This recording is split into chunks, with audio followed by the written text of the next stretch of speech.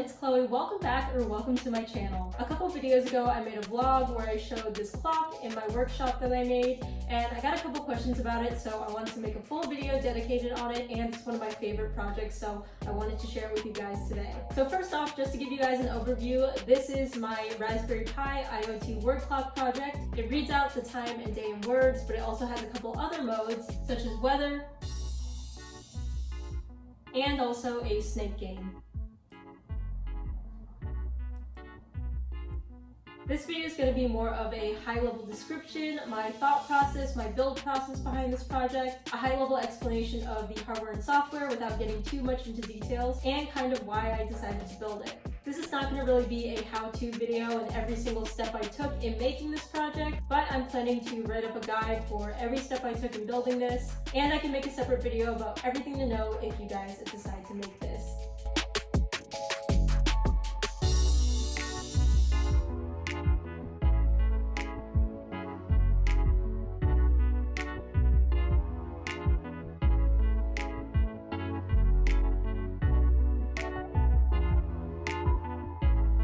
So I guess the inspiration for this project came from a lot of different places. I'm definitely not the first person to have built a word clock. In fact, you can just search word clock or IoT word clock online and you'll find hundreds of different builds. I just wanted to build one to my personal style. And because this is essentially just a display, I thought it would be really cool for it to be able to connect to the internet and show things more than just the time. So based on what I wanted to embed in this clock, and after getting inspiration from a lot of other ones I've seen online, this is what I came up with. Like 99% of my other DIY projects, this is still a work in progress. I'm still writing software to add more features to this, to optimize the way this thing runs, and as you'll see later in the video, there's going to be a lot of hardware improvements in version 2. So before I get into the hardware and software behind this project and how I project LEDs behind this board and show the time exactly and get the exact colors I want to talk about how I organize these letters so that I could fit every single possible time in it, plus some more information and as few letters as possible. This kind of looks like one of those puzzles where you find the words and then you circle them. I think they're called word search puzzles, although I'm completely blanking right now. But anyways, I decided to make this a 12 by 12 letter board so that I can fit everything, and 12 by 12 so I can make it nice and symmetric. The way that this thing tells time is every 5 minutes. So therefore, some important key words to have in there are half, 10, quarter, 20, 25, and 5. And then I needed to specify whether it was that many minutes to the hour or past the hour, so I have the words to or past. So I was able to utilize a lot of space by combining the 20, 25, and 5 all into kind of like one word, and keeping all of these key words, as I call them, within the first 5 rows. Then of course you need the hour itself, and I know a lot of other word clocks have the words more jumbled, but I just don't like confusing myself too much, so I basically put the numbers almost in order. I have 1 right here, and then I skipped 2 and actually put it down here just because of space reasons, because 4, 5, 6 actually almost fits on exactly a line of 12 characters. Same with 11 and 3, and almost 7 and 8. But if you combine 2, 12, and 10, those are exactly 12 characters, which is why I stuck them all in one line, and then 9. And all those hours have to be contained after these keywords, but before the o'clock. And for all the letters I didn't need to fill in a space for, I just put in random letters. Like you can see there's an X between the past and the 1. Also because you need a space just in case it says past 1 o'clock. But the last 2 lines, 11 and 12, aren't random letters. They're used for the temperature and the day of the week. So I actually have temp hidden up in the corner over here. I have the word outside, and I have the days of the week, Monday, Tuesday, Wednesday, Thursday, Friday, Saturday, Sunday, hidden down there. Basically, this was more or less just trial and error, putting everything together. So that was just kind of the general gist of how I came up with how I organized all the letters on this board.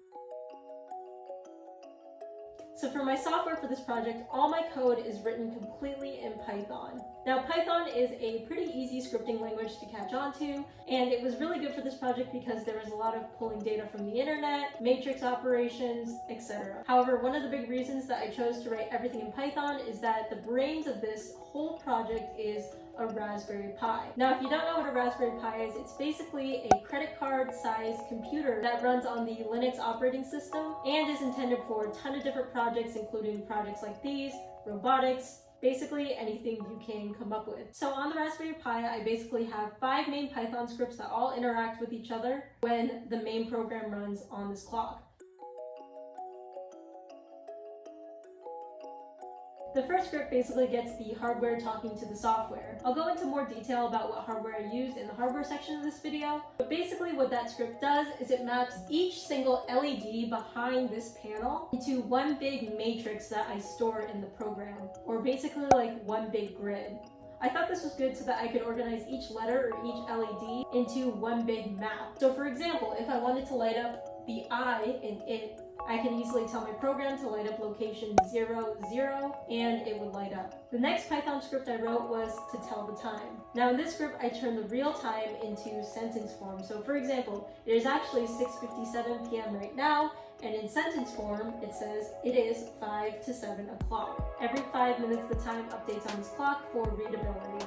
So like I mentioned before, because this clock is connected to the internet, we have really accurate time.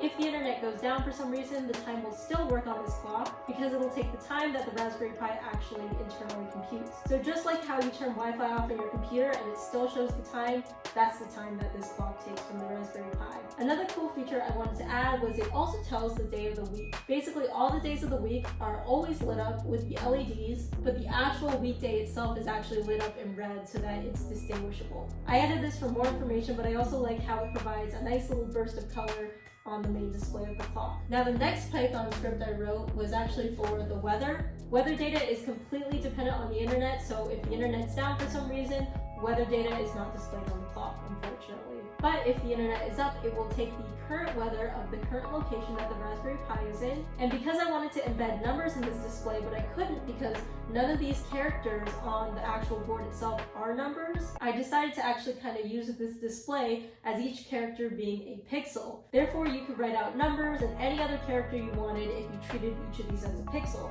And this is also why in the previous script, I decided to organize this whole thing as a matrix so I could light up each individual pixel really easily. So right now, the weather says temp 71 degrees outside. Now my program, I believe I pulled this data from weather.com, although I could be wrong, but it updates the weather every 10 minutes from when you click on this icon because I didn't want to pull the servers constantly and ask for what the temperature was and exhaust weather.com. Now to embed even more information about the weather besides just showing the temperature outside, the temperature itself actually changes color based on the weather condition outside. So for example, when it's sunny, it'll turn yellow. When it's snowy, which it doesn't get snowy here in San Diego, it turns white. When it's clear, it turns blue, etc. So by now you can probably tell I like to embed lots of different information based on the display I'm working with. So also if you have any other suggestions for more information I can embed into this clock, leave it in the comments below. The next Python script I wrote was actually more of a for fun one. It is the snake game. Now, Snake was really just for fun. This does not connect to the internet, but it is a really easy game to program, which is why I wanted to embed it in. Basically, the white pixel is the head of the snake or the front of the snake, and the green is the rest of the snake itself, and the red is the apple. So basically, you move around and try to collect the apples, and you grow each time you eat an apple. But if you land on yourself, the snake dies, and this is indicated by it flashing in the position that it died in. The reason that the snake is in this position right now is because if you travel off the board, it comes through the other side.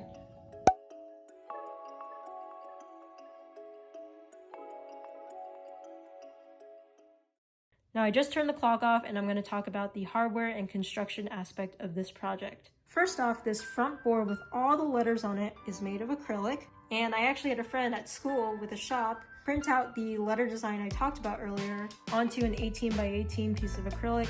And before my letters were printed on this piece, basically it was a translucent piece of acrylic, and he printed black for wherever there weren't any letters so that lights, which you'll see in a second, could bleed through just the letter parts.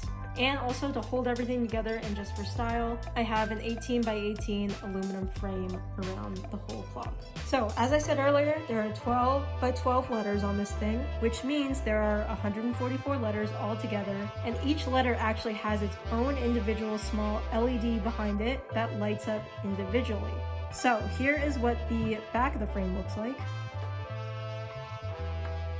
Now, yes, I am aware that this looks a bit clunky and it's definitely not as aesthetic as the front of the clock is. But again, this is a version 1 and I'm going to do a lot of different things in version 2. And overall, construction wasn't hard and everything worked out in the end. So beyond other components besides the printed acrylic front and the aluminum frame, other components on the back of this clock are a long daisy-chained red, green, blue LED strip, which looks like a very long snake. And since I'm not going to peel back the LEDs because they're on here pretty securely, here's a picture of what the front of the LED strip looks like. This is a special type of LED strip called NeoPixels, where you can actually program it to light up each individual pixel. And this is all possible because NeoPixel strips have a 5-volt power line, a ground line, and a D-in, D-out line, which is your data in and data out. So basically, this green line over here tells which individual LED or pixel to light up in what color, and the power and ground line obviously provide power to the LED strip. But anyways, this single strip is all mounted on a piece of thick cardboard with holes cut out to exactly where each of the letters are, so that each individual letter is assigned its own NeoPixel and can light up individually. And this LED strip is held down by electrical tape and Scotch tape. Yep, not clean, but it works and it's hidden. In the software section of this video, I talked about the brains of this whole clock and what actually controls all these lights to light up, and that is a Raspberry Pi. This specific Raspberry Pi is a Raspberry Pi 3 Model B, and again, very cool because it's a fully loaded Linux computer and is the size of a credit card. And also, if you're familiar with Raspberry Pi, you're probably wondering why I didn't use Raspberry Pi 0 or 0W, because it's a lot smaller and this does not take a lot of computation power, so I don't need a Raspberry Pi 3. And to be frank, version 2 will probably be built off of a Pi 0W, which is a lot cheaper and a lot smaller than the Raspberry Pi 3, but this is what I was given at the time for the project, so it's what I used. All these pins right here on my Raspberry Pi are called general purpose input-output pins, or GPIO pins, and each of these wires coming out of the GPIO pins correspond to input or output hardware I have. For example, this remote is input to my clock. I was using this button right here to actually change the mode of the clock. I basically soldered all these buttons on a free piece of perf board. The idea is to either rebuild this or 3D print some sort of nice housing or case for it so it doesn't look so, I guess, exposed. Now, another piece of hardware I built on a perf board that I have here is a little level shifter. And basically this level shifter was for the data inline that I talked about earlier on the LED strip. So pretty much when the Raspberry Pi talks to the LED strip through the data inline, it outputs a certain voltage. Now there's a little problem here because the data inline of the LED strip itself requires 5 volts to operate properly, or else you'll get a bunch of weird lights turning on that you don't want to turn on. But the output pins of the Raspberry Pi, those GPIO pins, only output 3.3 volts. So you need this level shifter to up the voltage so that the LED strip data inline is actually getting its necessary 5 volts. So this entire little thing I built on this perf board is completely for that reason. Also, the entire clock is actually powered by 2 different power sources. So one source of power goes into the Raspberry Pi to actually power the Pi itself. And while the Pi has output voltage pins, you actually really don't want to power all your LEDs directly from the Pi because they can draw too much current and actually ruin your Raspberry Pi. So therefore, the Raspberry Pi and the LEDs themselves are powered independently. So this is my external power for my LEDs, and this, I believe it's a micro USB cable, is my power for my Pi. So basically, to sum up all the hardware, The Raspberry Pi takes information from the user or the outside world through this remote controller based on what mode it's in. It takes that data through its GPIO pins and runs whatever software that the user has specified, and then also uses its GPIO pins, which go through the level shifter, to give information to the data inline to the LED strip so it knows which lights to light up exactly. Then some number out of the 144 neopixels lights up based on what the Raspberry Pi tells it to, and each individual one shines through a hole in the hard cardboard directly to the acrylic front itself, which only allows light to bleed through each individual letter.